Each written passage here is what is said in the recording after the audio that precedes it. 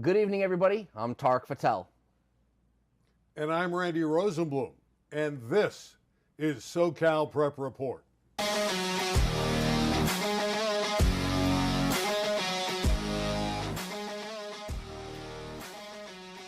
Enough already. Not of the basketball, not of the soccer at the prep level, of the rain.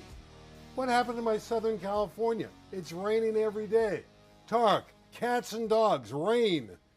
I personally like the rain. I don't know why. I like it because here in Southern California, we never get it. So when it's here, it's nice. We can enjoy it for a little bit. You know the cliche, the Californians, oh, we're getting rain. We need it. And then it goes away and then we don't see it all summer, man. And I love to drive in the rain, don't you? Not really. Let's talk about some of this high school basketball stuff that's been going on in the regionals. Great games. We'll start in the open division, southern section, obviously, teams. Some city squads involved as well. Roosevelt, Harvard Westlake in the semifinals. This is a revenge game in the semis. Harvard Westlake won it all last year. Roosevelt on the way to the championship.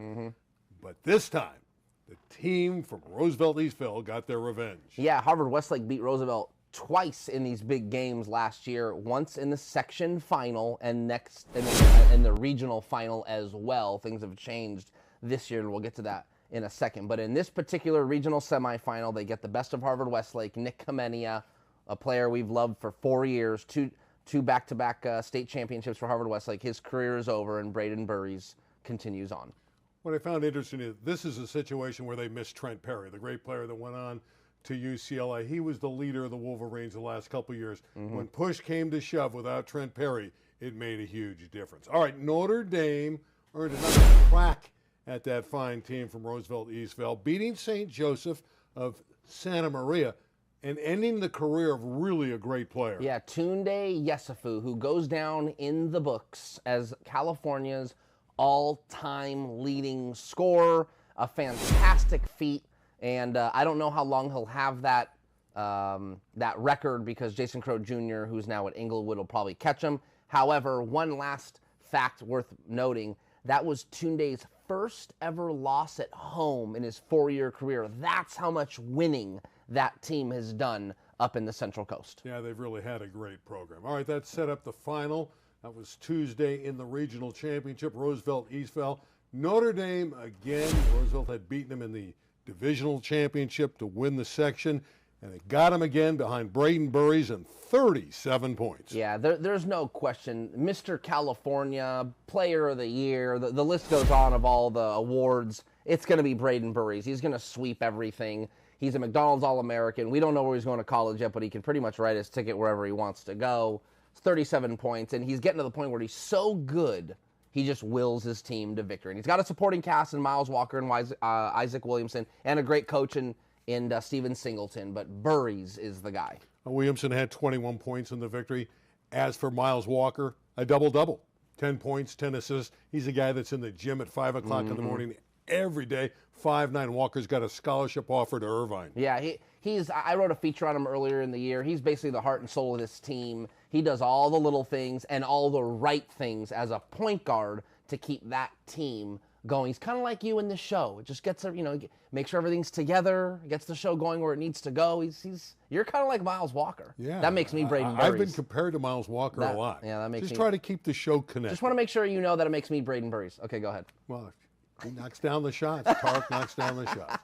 D1, Sierra Canyon over Jay Serra. Not a great shot. Very tight game. And I know you like some of those Sierra Canyon veteran players. Yeah, Bryce Cofield to me is just like a man's man, does everything. A total Swiss Army knife, and is really evolved into what I think is the team's best player. However, probably the team's most talented player is Maxie Adams, and then similar to Miles Walker for Roosevelt, Sierra Canyon has Gavin Hightower, who's this speedy little point guard who keeps everything connected. So the Trailblazers, very talented. 2 teams in the open division, and they were in the Division I state tournament. Update on Bryce James. Obviously a veteran player now at Sierra Canyon. Bronny's brother, LeBron's other son. Where is he in his game? Yeah, he's really a role player. I mean, that's, I know he's got the name and he's committed to Arizona, and that's all great. Is he of that caliber of recruit? I would say, honestly, no.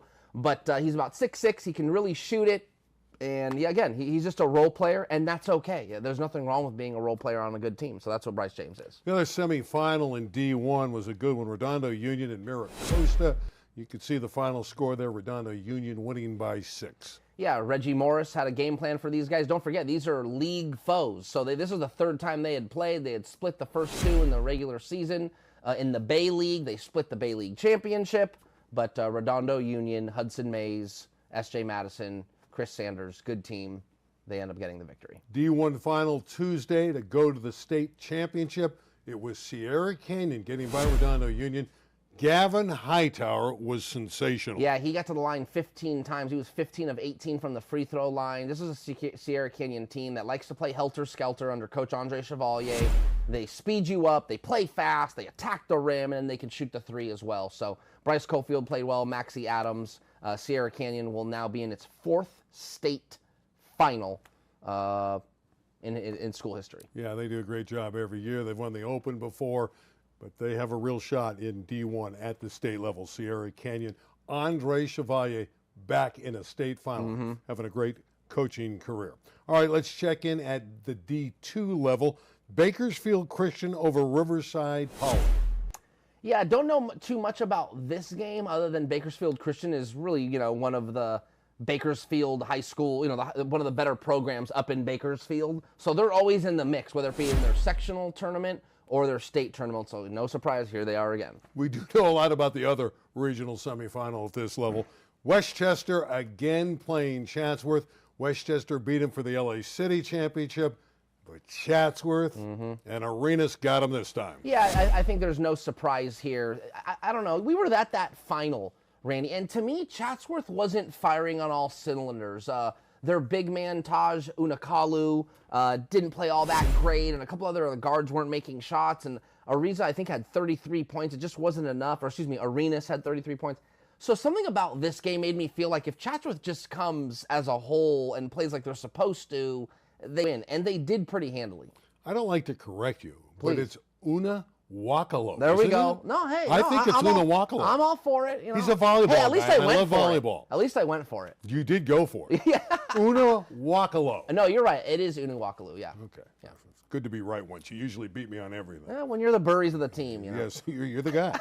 All right, where am I here? I'm going on to what, division? Now, still Chatsworth. Chatsworth and Yep, this is on Bakersfield. We Tuesday got night. so many games. No, this is Chatsworth, Arenas again and company, getting back to a state final. That's the storyline here. Last year, really more of a surprise. They were in the Open Division. I think they lost in the second round of the city. They get dropped down to Division 4. It's like, wait a minute. Can one player, basically, lead them to a state final? And the answer is yes. So Elijah Arena gets to the state final. They lose to Monterey Trail is the team they lost to. And Elijah Arenas had 44 points. Second most points in the state final behind only Tracy Murray in 1989. I think he had like 64 points.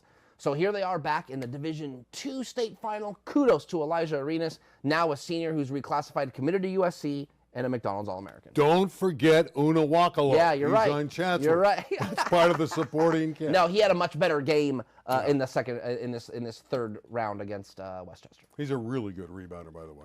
Una Wakalo. All right, Division 3. I'm on the guy's bandwagon. You like Una Wakalo. San Gabriel Academy and Maranatha. No, let's go to San Gabriel and Palisades first. San Gabriel 63, Pali 45. That kind of ends the dream season of the Dolphins. Yeah, this was a good season for Palisades and Jeff Bryant. Given all the distractions that have occurred in that community, for them to be in the mix, both in the sectional finals and the state finals, hats off. Great season. And Maranatha was able to advance. Yeah, Coach Tim Tucker, that's another school that was impacted by the Altadena fires. Pasadena not too far, of course. So, Maranatha to have to deal with their community and all the despair to still be in the mix, similar to Jeff Bryant and Palisades' story, is quite impressive. San Gabriel Academy able to win this division over Maranatha on Tuesday because of one man principally, Mamadou Diop. Yep. 17 rebounds, 17 points, 7 blocks. I think those were the numbers, something like that. Yeah, St. Gabriel Academy is a team that's been pretty impressive over the last, I don't know, half a dozen years. And they're known, Randy, for their African imports. That's just a fact. They always have tall, lean, athletic African players. And they've got, I believe, they've got 3, and one of them is actually a freshman, but Diop is the star-studded one that could lead them to a state championship. Yeah, he's a young kid. He's only a sophomore. He's 6'11", so he figures to grow, and he's putting up great numbers already. So congratulations to Diop and company. We'll move on to the next division. This should be very good as well. This is Fresno Christian and Grant, the guys from the San Fernando Valley. Grant's in Van Nuys High School, and Fresno Christian able to win this game 68-64. Yeah, there was a feeling that there'd be more than one city section team in the final at this year. Again, Chatsworth kind of thinking, okay, they're going to make it, but who else? Could it be Grant? Could it be Granada? We'll get to that in a second, but Grant falls short to a talented Fresno Christian team. Grant did get by Poly of Sun Valley to get Granada Hills did get by. Granada did, yeah, correct. Granada correct. got by all these Valley teams. Grant got busted out of this, but Granada Hills stayed in it with a victory over Poly. Ended the scenario of the Wyatts, J.D., the great player, his dad Joe, the coach. Poly won a city title beating Grant, but they can't get by Granada Hills. Yeah, so John Bent, the coach at Granada Hills, I was texting him. He said, rarely do you get an opportunity to seek revenge so quickly. So to Randy's point, in the Division I semifinal, Poly beat Granada. Well, here they are in the state regional and another chance at Poly, and they beat them. So it got Granada to the regional final against Fresno Christian. Now, Fresno Christian's a team that's won 30 basketball games. The Eagles, very good, and they're able to get by Granada in a very hotly contested game. The final score was 60-59, so the score was tight. I believe it was tied with 10 seconds to go, and Fresno Christian ended up getting to the free throw line, and the kid made one free throw. So, hey, cats off to the Highlanders. A great season, and one game away from the state final. Diamond Ranch in D5 gets a victory. Yeah, this is a team I'm not too familiar with, but I know when you get to these state playoffs, you got to have a little magic, Randy, and so good for Diamond Ranch for really honing into that magic because they're still alive.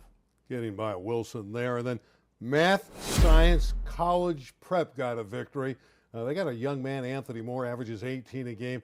Really good story, and they were able to prevail over Alhambra. Yeah, I think, listen, I'm gonna shoot everybody straight at home. When you're dealing with schools that are called Math and Science College Preparatory, the level isn't always that great. However, it doesn't matter. That is the epitome of high school athletics. Everyone should get an experience.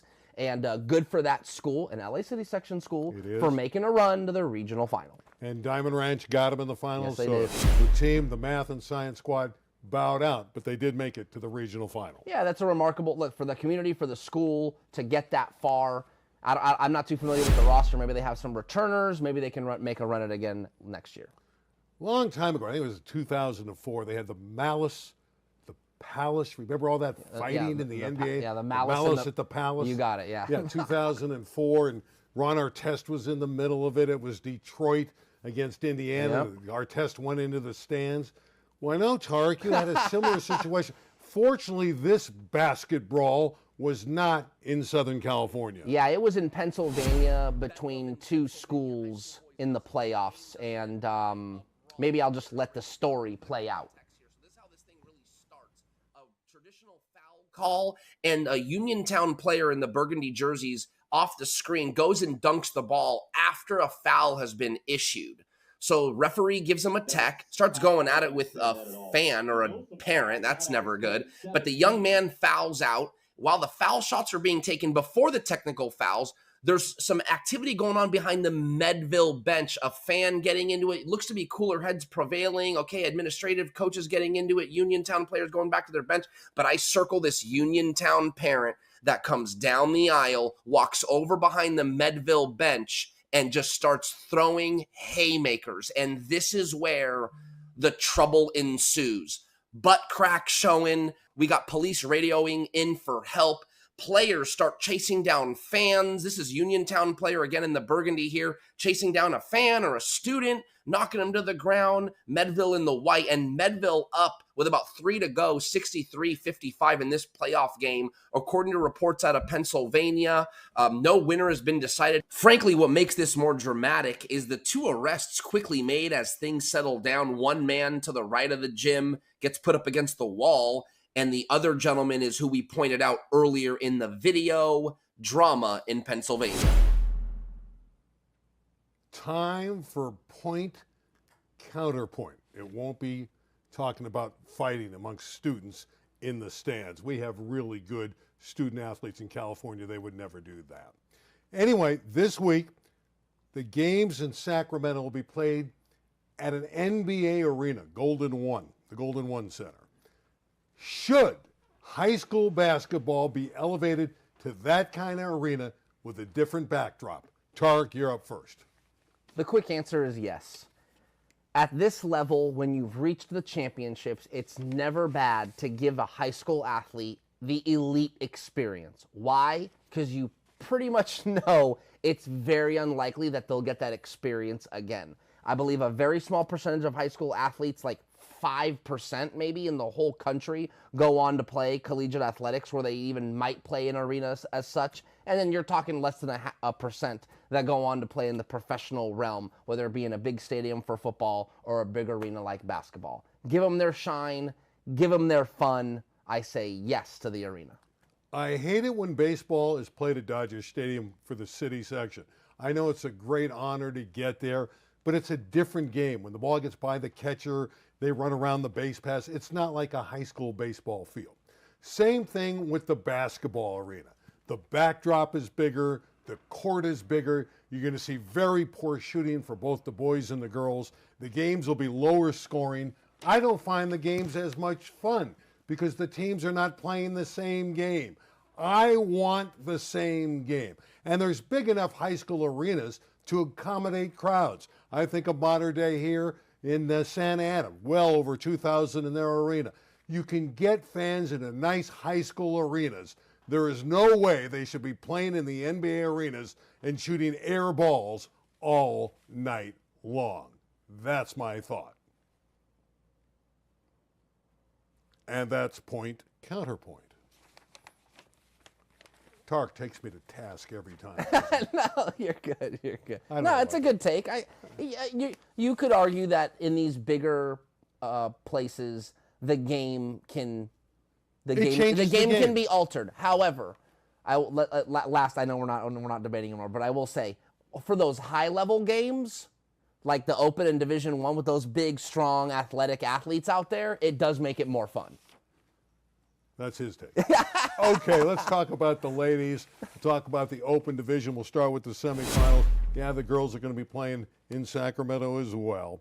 So let's talk about Ontario Christian first getting by Sierra Canyon in the semifinals. Not a great surprise. Yeah, this was the rematch of the final games in the Open Division pool play. Basically like the unofficial semifinals where Mater Dei had to take on Etiwanda and Ontario Christian had to play Sierra Canyon. So these were rematches. Unfortunately, the state regional finals tend to do this. So another rematch, another win for Ontario Christian. And speaking of rematches, we had Etiwanda and Mater Dei again. And Etiwanda, our guy Stan DeLuce, the great coach, he's got great talent, but he wins all the time.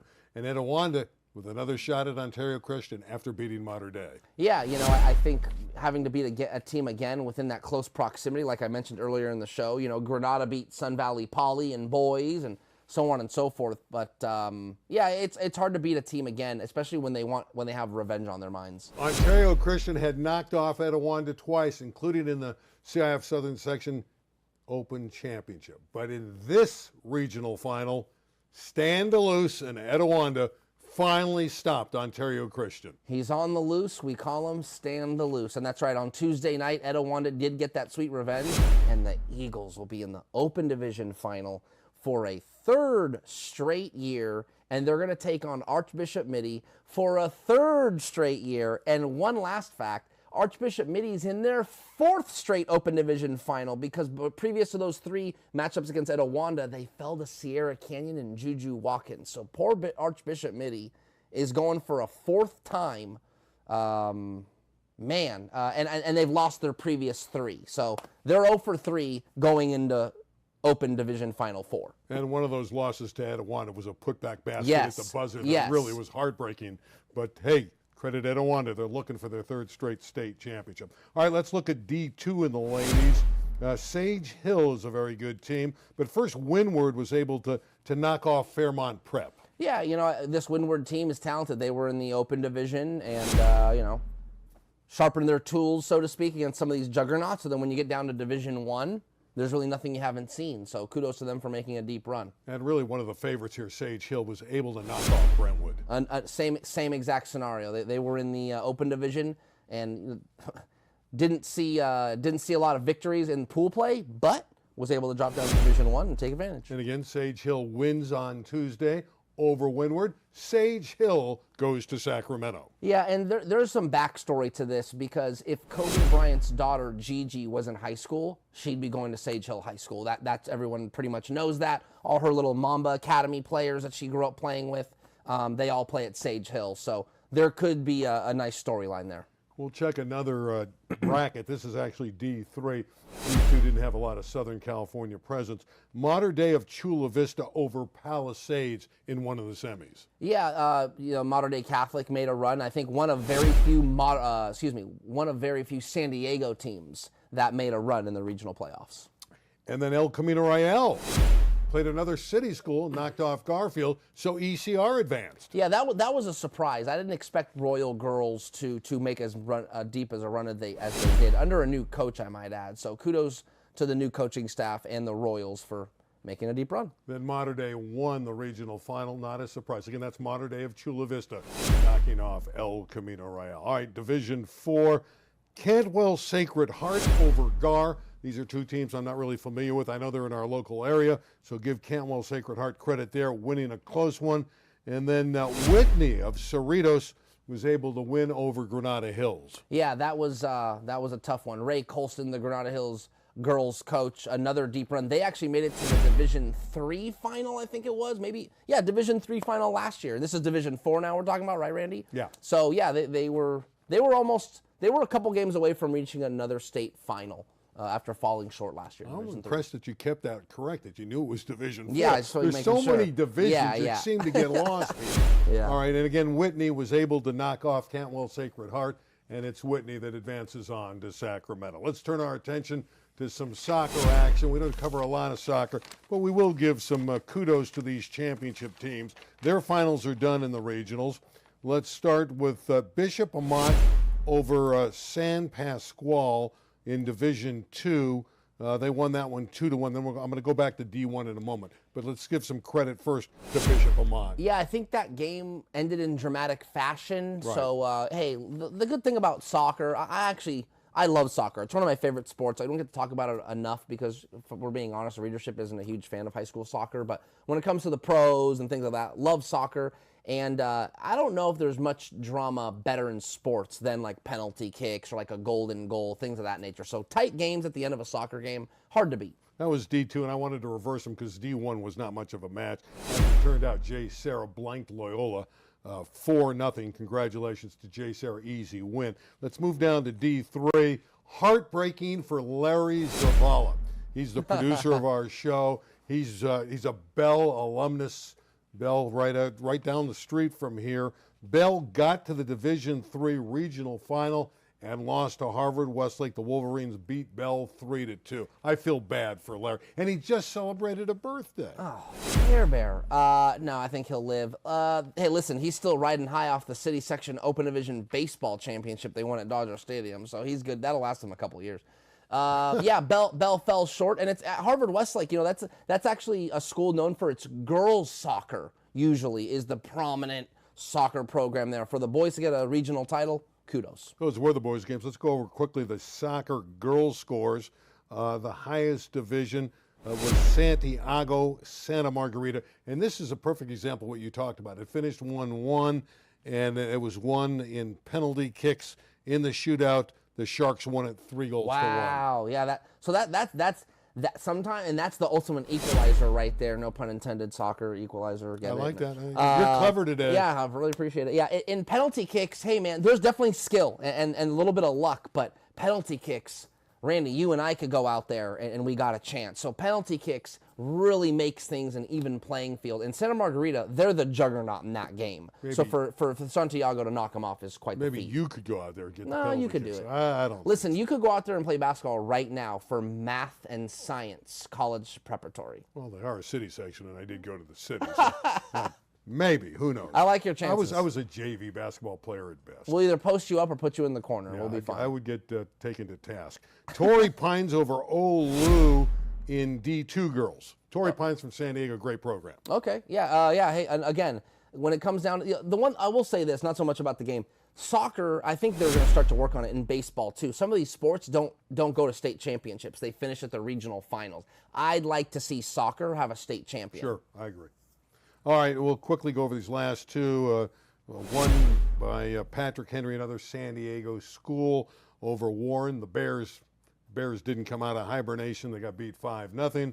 And in the final division, it was the regional championship, La Mirada over Sage Hill, 1-0. Before we go, a couple quick notes. Sure. I want to talk to you about the shot clock. You know, here in California in basketball, they have the 35-second shot clock in high school. Some prep schools play with a 24-second shot clock.